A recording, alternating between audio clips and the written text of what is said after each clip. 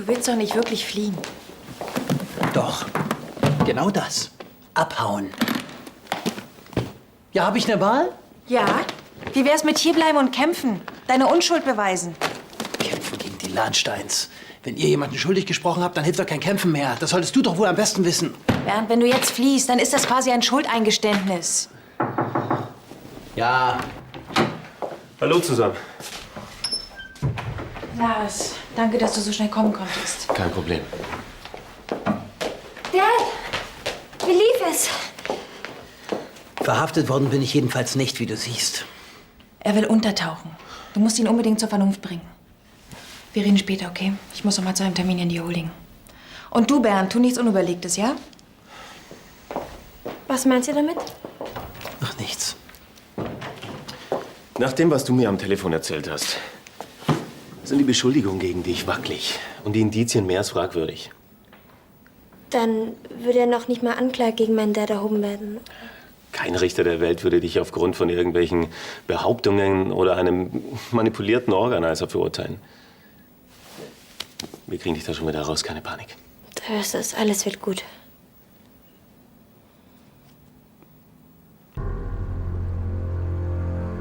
Die Polizei muss doch erstmal Bernds Aussage aufnehmen. Sowas kann dauern. Aber was ist, wenn die Dad doch wegen dem Mord dran kriegen wollen? Das geht nicht ohne Beweise. Außerdem hat er sich freiwillig gestellt. Das würde doch kein anderer Mörder tun.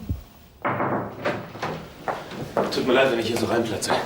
Aber es gibt schlechte Neuigkeiten. Was heißt das? Wo ist Dad? Er wird angeklagt wegen Mordes.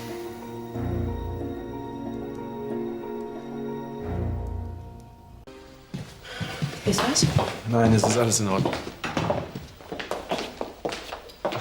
Natalie. Carlo. Oh, das ist eine Überraschung. Hallo. Hallo. Wie schön, dich endlich wiederzusehen. Was denn? Sie? Jetzt bist du baff, was? Wir haben uns eben schon getroffen, aber Ansgar hat mich nicht erkannt. Du bist die Nichte von Frau Kepler. Du bist Natalie. Ja, leider bin ich doch nur ein Dienstbotenkind. Kein Wunder, dass ich ihr nicht bekannt vorgekommen bin.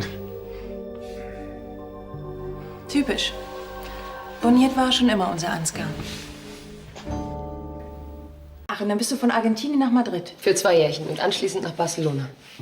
Mensch, da bist du ja ganz schön rumgekommen. Ja, was meinst du, warum ich Dolmetscherin werden wollte? Außerdem warst du doch auch in Harvard und danach in Chicago. Ich sehe schon, deine Tante hat dich wohl immer auf dem neuesten Stand gehalten. Natürlich nicht in allen Details.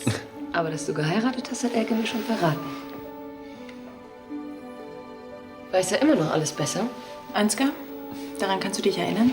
Lass uns später in der Küche darüber quatschen. Wie früher, wenn wir heimlich die Vorratskammer geplündert haben. Oder Ansgar abhängen wollen. Vater, du ahnst nicht, wer zu Besuch gekommen ist. Natalie. Willkommen auf Königsbrunn. Wurde auch Zeit, dass ich mal wieder vorbeischaue. Ja, wie lange haben wir uns nicht gesehen? 8 Jahre? 8 Jahre. Du, damals warst du noch ein Teenager und jetzt? Lass dich anschauen. Ja, hat sich ganz schön verändert, hm? Frau Kepler, würden Sie bitte die Abreise von meiner Schwiegermutter vorbereiten? Sehr gern. Ja, siehst du, meine Frau wird sich sehr freuen, dich kennenzulernen. Ja, ich bin auch schon gespannt drauf. Hier hat sich in letzter Zeit einiges geändert. Ja, aber bestimmt ist auch einiges beim Alten geblieben. Ansgar tut alles, um sich vor Vater zu beweisen. Der denkt sich bestimmt gerade die nächste Intrige aus. Dieser Kampf um die Holding ist doch total krank. Mir geht's nicht um Macht. Setz dich. Ich will nur verhindern, dass sich Ansgar alles unter den Nagel reißt. Was sagt eigentlich Leonard dazu? Der versucht, sein Leben zu leben. Genauso wie du. Den Drang nach Freiheit habe ich von meinen Eltern geerbt. Deshalb sind sie damals aus der DDR geflohen. Leider mussten sie es mit ihrem Leben bezahlen. Aber zum Glück habe ich bei euch ein neues Zuhause gefunden. Du hättest länger auf Königsbrunn bleiben können. Ich wollte das tun, wovon meine Eltern immer geträumt haben. Also bin ich kreuz und quer durch die Weltgeschichte gefahren. Ja, es muss schön sein, wenn Träume wahr werden. Und leider kriege ich immer noch Panik, wenn ich in ein Flugzeug steige. Weil ihr bei eurer Flucht mit dem Ballon abgestürzt seid. Ich bin auch Jahre danach aufgewacht, weil ich immer noch davon geträumt habe. Der Aufprall, meine Eltern tot, Ich war ganz schön allein.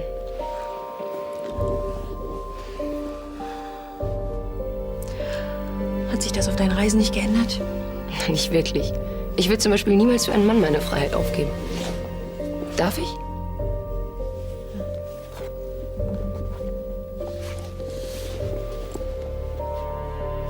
Das ist ein sehr schönes Bild. Du musst diese Frau gut gekannt haben. Das ist Hannah. Sie war die große Liebe meines Lebens. Ehrlich? Ich hätte nie gedacht, dass du Frauen liebst. Ich habe mich auch immer ganz gut verstellt. Nur Leonard wusste davon. Die große Liebe zu finden und sie dann auf so tragische Weise zu verlieren, muss schrecklich sein. Hannah war bestimmt eine tolle Frau. Ja, ihr hättet euch gut verstanden. Sie fehlt dir, hm? Ich verstehe ehrlich gesagt nicht, warum du es deinem Vater nicht erzählt hast. Ich hatte Angst, ihn zu enttäuschen. Weil du auf Frauen stehst? Mittlerweile weiß ich ja, dass es völlig unnötig war. Aber ich habe ihn all die Jahre belogen und sein Vertrauen missbraucht. Das hat er mir bis heute nicht verziehen. Wenigstens die Hochzeit hättest du euch ersparen können. Ich konnte nicht anders.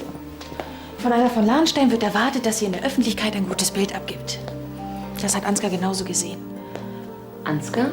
Ja, er hat mir zur Hochzeit mit Bernd geraten. Ja, aber ich dachte, Ansgar kann Bernd nicht leiden.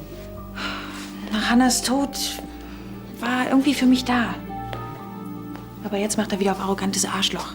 Er behauptet, als Lesbe habe ich in der Geschäftswelt keine Chance. Und wer ist der wahre Ansgar?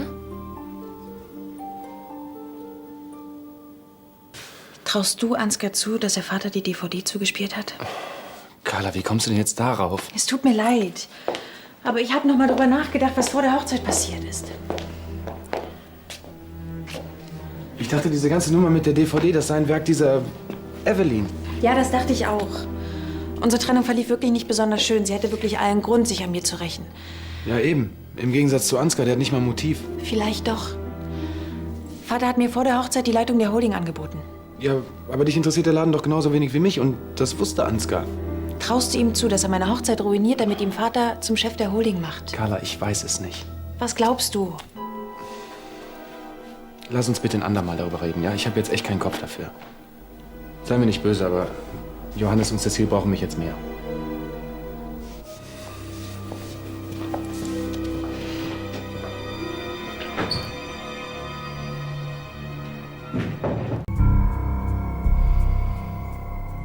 Ich vermisse sie so unendlich. Alles erinnert mich so an Hannah. Hier haben wir die schönsten Nächte verbracht. Sie war die große Liebe meines Lebens. Wie soll ich nur ohne Hannah weiterleben? Bist du okay? Und was sagst du? Wer dein Vater das am Tag deiner Hochzeit zugespielt hat, der muss dich wirklich hassen. Natürlich könnte das Evelyn sein. Sie hätte schon versucht, auf der Hochzeit meines Vaters mich zu outen. Aber deinem Vater eine kompromittierende DVD zuzuspielen? Sieht so die Rache einer gekränkten Frau aus? Du glaubst also auch, da hat jemand im Hintergrund die Fäden gezogen? So kaltblütig, wie die Sache geplant ist. Überleg doch mal. Zufällig quartiert sich kurz vor deiner Hochzeit Evelyn in der Pension ein? Ja. Die ganze Technik muss schließlich auch installiert werden. Das könnte tatsächlich Ansgar gewesen sein. Aber selbst wenn das stimmt, du kannst es nicht beweisen. Aber ich weiß, wer uns den Beweis liefern könnte.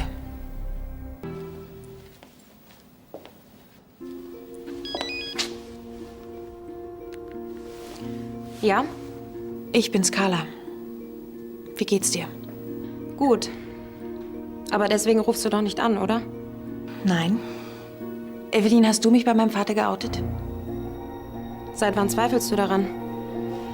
Du bist schließlich nicht der einzige Mensch, der mich hasst.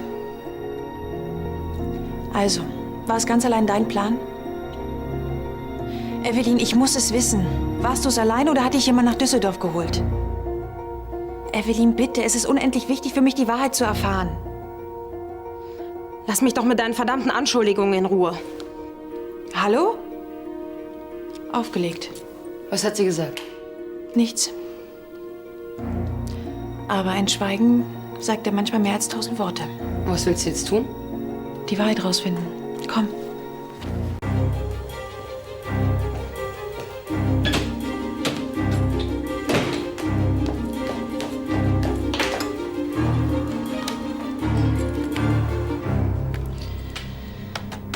Oh, nun mach schon. Passwort. Ansgars Passwort.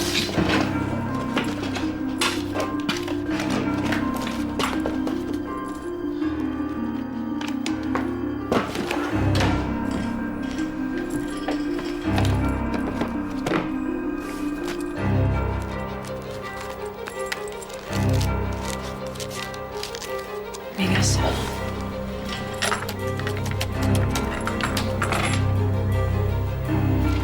Bitte. Ich vermisse sie so unendlich.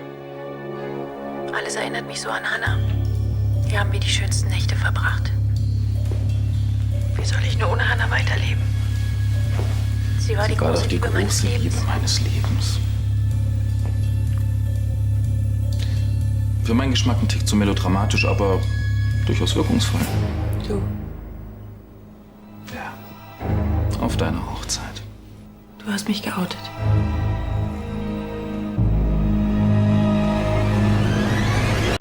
Warum hast du das getan?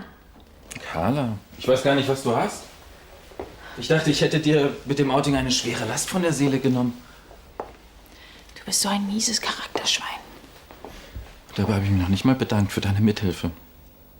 Ja, ohne deine rührenden Tränen wäre die Aufnahme nur die Hälfte wert gewesen. Dir wird dein dreckiges Grinsen schon noch vergehen. Vater wird dir diesen Verrat nie verzeihen, wenn er die Aufnahme auf dem Laptop sieht. Das mag schon sein.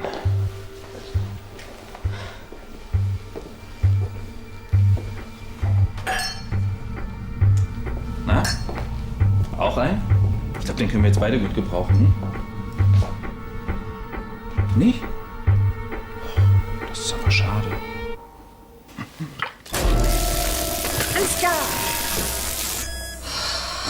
Tja, ich glaube, dir wäre besser bekommen.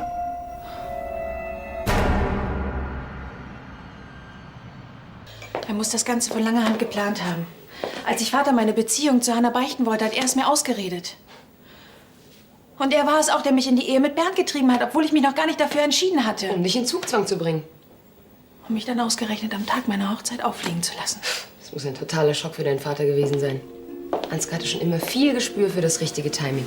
Der hat mich von vorne bis hinten verarscht und ich hab's noch nicht mal gemerkt. Ja, wie denn? Er ist dein Bruder. An deiner Stelle hätte ich ihn auch für loyal gehalten. Das alles nur für den Kampf um die Holding. Er wollte mich als Konkurrentin ausschalten, weil ihm seine Karriere wichtiger ist als ich.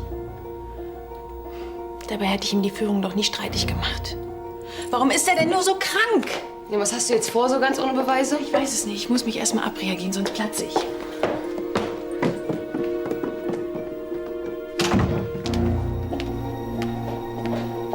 Carla, Ja? hast du noch mal was vom Dad gehört? Nein. Aber es muss doch irgendeine Möglichkeit geben, wie wir ihm helfen können. Vanessa, es tut mir leid, ich kann jetzt nicht. Und Dad sitzt unschuldig im Gefängnis und dir ist das egal? Natürlich nicht. Aber ich kann diese Entlastungszeugen auch nicht einfach herbeizaubern. Und so wie ich Tanja und Ansgar einschätze, lassen die uns keine Chance. Die haben alles so arrangiert, dass wir keine Beweise für Bernds Unschuld finden können. Und da willst du einfach aufgeben. Nein! Wir können Dad jetzt nicht im Stich lassen. Dann kriegt er lebenslänglich. Vanessa, es tut mir leid, ich kann jetzt einfach nicht.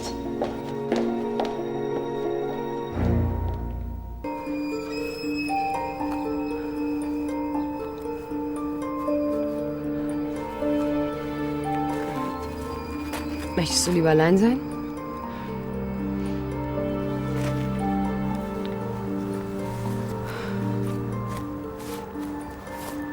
Ich bin mir im Leben noch nie so verraten und ausgenutzt vorgekommen. Ich will Vater unbedingt die Augen öffnen. Ich will, dass er erfährt, wozu Ansgar fähig ist. Die Frage ist nur, ob er dir glauben wird. Ja, ohne Beweise. Vielleicht solltest du Evelyn noch mal anrufen. Das habe ich auch schon versucht. Sie hat wieder einfach nur aufgelegt. Man kann Ansgar alles abstreiten. Ja, dann steht Aussage gegen Aussage. Und du willst deinen Vater trotzdem einweihen, sobald er zurück ist? Ich weiß auch nicht, ob es zur Zeit wirklich klug wäre. Ansgar wird darauf vorbereitet sein. Wer weiß, ob er nicht noch was in petto hat. Und im schlimmsten Fall kommst du dann als Lügnerin rüber. Aber zumindest weißt du jetzt, was du von Ansgar zu halten hast. Ja, ich. Aber wer weiß, was er noch vorhat. Es gibt zurzeit niemanden, der Ansgar aufhalten kann. Dein Tag kommt noch, Carla. Ich werde Ansgar diesen Verrat heimzahlen. Darauf kann er sich verlassen.